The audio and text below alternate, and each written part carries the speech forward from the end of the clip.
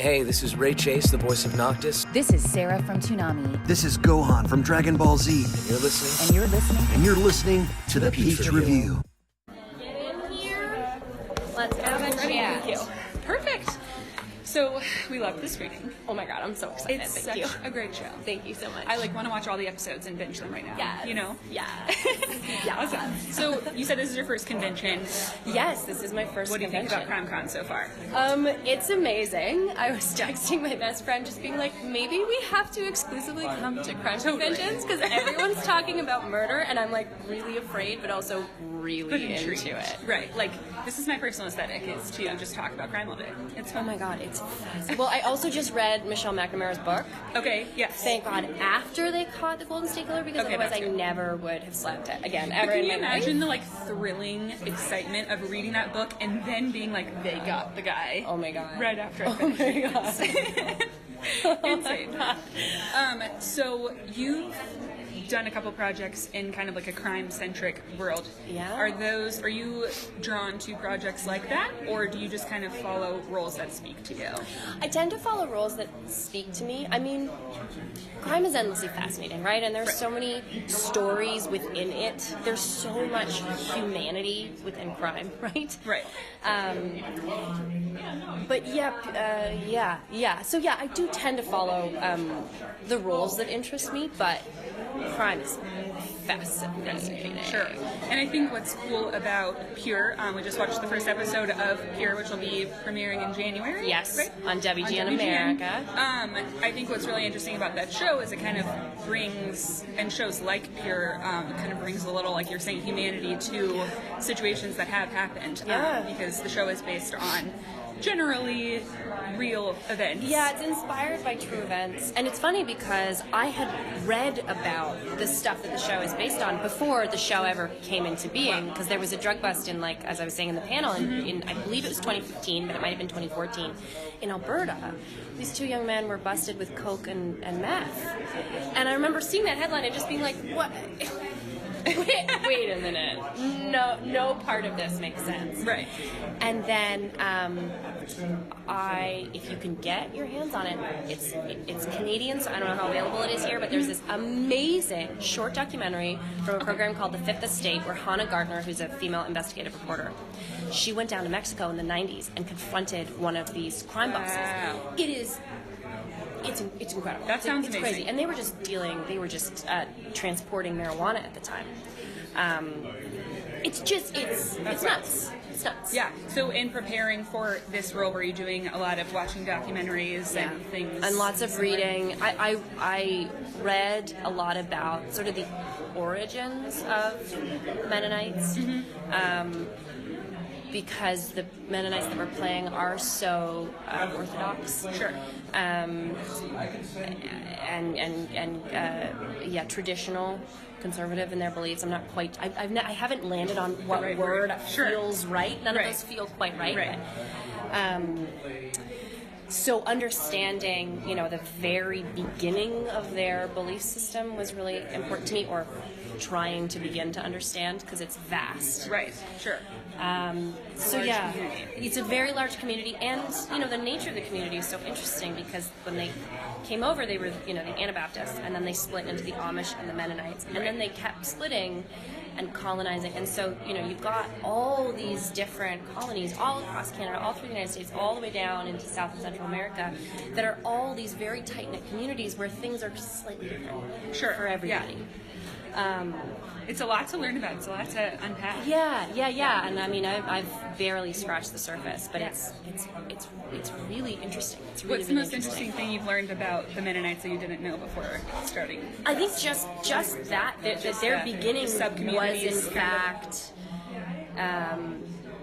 like that origin story of like them splitting and then continuing to disagree and split off, and going all the way down into Central America and South America, because in theory it's easier to farm down there because they're farming communities. Okay, that makes sense. So the idea of that there are Mennonites in Ontario, where I'm from, who are farming through the winters, like that is fascinating to me, versus the farmers down in Mexico, where they have very, very difficult lives, some of them. Yeah. because farming is still hard. Like, Right, farming yeah. is, it's crazy to think so much of our culture was built on farming when farming is like, it's so hard. It is so hard, especially if you're not using modern technology. Like if you're trying to stay I away can't from even that as much imagine. as It's hard possible. enough with modern technology. Seriously, like it's really difficult. But yeah, that the sort of their journey to establish themselves the way they are now is really interesting, really interesting. And the other thing I discovered was that I know a ton of Mennonites. Oh, really? As the show was coming out, and I bet you guys do too. I Like do so many people were like, yeah, my grandmother's Mennonite. So I Wow. grew up eating the food. I grew up like Yeah. learning about the culture, and it's just what. But That's crazy. Yeah, it's really I didn't think interesting. of that. So did you have to learn any German? Because the language they speak is derivative of German, It's right? Low German. It's called Plattdeutsch. Okay. So yes, don't ask me to say anything in I it won't because I would put you on the butcher spot. it. We've worked with a couple of consultants. We have one in particular who's just phenomenal. Her name's Laura, and she is a local in Halifax, but she grew up in a Mennonite community out west, a very traditional one, and sort of left to follow her dreams that weren't maybe in line with that. As you know, that's basically everyone's story. It's just being like, sorry, family, I want to do my own thing. Right. But she speaks Plattdeutsch, so if we're on set and she translates the scripts for us whenever we need it and coaches us through that, and also helps us with sort of behavioral stuff or community stuff. But the greatest thing about Laura, and the thing that I will forever be grateful to her for, is if we're on set and we're like, I kind of want to improv here, I just feel like there's something here, we'll call her or text her and say, cool. hey, what could I say here? And she'll send us voice memos day of, like from her other job, just being like, well, you could say this or this or this, and wow. this means this and this means this, and in the context, I would suggest this, but here's spoken. Oh my gosh, that's an incredible resource to have. She's a unicorn, and I Yeah, that's really cool because I think a lot of even just like the way of speaking, even when they're saying English words, their way of speaking is so specific to their communities. So. So developing our accent is an ongoing journey. Sure. It is, because we wanted to come up with something that sounded like what we'd heard, but that we all felt good about, because of course your family unit is so insular that you would sound like each other. It's like anything. Makes sense. It's like I'm here and all I want to do is say the word y'all. Like I'm so Canadian, but all I want to do. Oh my gosh, you'll fit right in if you do. I want to so badly. I'm a people pleaser. I want to be like you guys. Oh, I love it. But yeah, so we developed that together based on what we had heard. That's really cool. It's cool and it's a nice skin to the characters. The way that they speak, it's very simple. It's very plain. It's also interesting as an actor. None of our lines are very long, which is it's a very interesting way to work. Some of the other shows that I've worked on, there's a lot of exposition that you have to say. Because otherwise things don't make sense. Whereas in this show, it's like, better leave it unsaid. Just don't say it. If you don't need to say it, don't say it. Yeah, and sometimes that can be tougher because then you're having to convey, what's going on with just a glance, which is something that I noticed even in the first scene of the show. You're looking at Ryan, which your characters are Anna and Noah.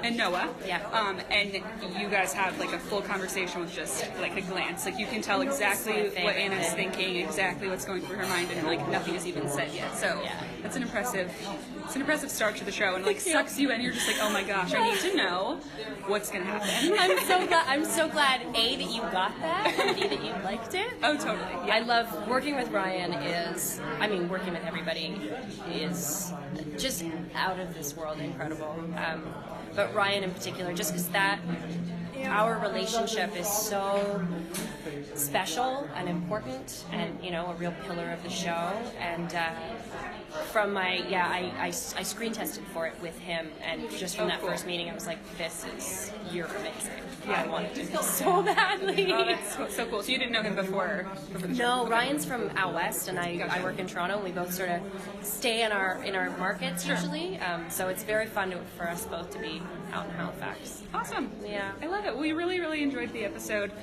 So you are already renewed for season 2. We're already renewed for season 2, which is so exciting. So we're starting in 3 weeks. That's so exciting. I know, I can't. What are you looking forward to with this next season, whether it's, storyline wise or your character, where Anna cameras heading? Well, I mean, on a purely practical level, I'm really looking forward to being back in my house because I love the set that they built us. We have an exterior location, which is one of my very favorite places in the world. It's so stunning. And then we have the interiors that they built in a studio that are also my very favorite places in the world. They feel so true. The art direction on the show and the production design. The whole design team on the show is just out of this world. They did such a good job of making it home. It makes our jobs so much easier when it really feels like people live here. Right. And to be able to do that inside of a studio is a real skill and a real gift. Totally. So yeah, I'm really looking forward to that. I'm looking forward to driving the buggy again. Which is crazy. So you said in your interview in the panel earlier that you had to learn to drive that. So I did. How did that go? So much better than I was expecting. I was very intimidated because our horse she's huge. She's very big. Yeah. She's a great horse. She's a plowing champion. She's like won, I don't know, like 50 plowing championships or something crazy. She's amazing, Kate. So we went out and did like a couple days of lessons. Ryan and I did. So I'm looking forward to getting back behind the reins of the buggy. That's going to be really fun. That sounds fun, honestly. It's, dude, like I grew up deeply immersed in the Little House on the Prairie books. So this world is a little bit like you're living out Little House on the Prairie right now. Yeah, I'm like to do research. Like I'm making quilts at home right now, and I'm like, this is research. Yeah, like I'm working right now. Listen, don't bother me. I'm working. It's very deep. It's the best. Yeah, it's really good. Well, is there anything else that you want to share about the show? I don't think just that it's the best, and we love it, and we're so happy to be on WGN. Yes. We're so happy that they believe in the show. And Yeah. I'm so excited for you. Oh, I'm guys. so excited too. I'm upset on your behalf. We are too. About the wait, but also about what you're about to go through. I'm really It's a journey. It's a journey. Oh, it's a journey. It's a quest for some people and a journey for others. Oh, it could be both, you know. Yeah. Well, I can't wait to watch it. We really enjoyed the first episode, and I think it's going to be great. So. Thank you so much. Yeah, thank you so much for chatting with us. I'm so happy. It's been wonderful. Thank you. So nice to meet you guys. Yeah, if you don't mind. Please.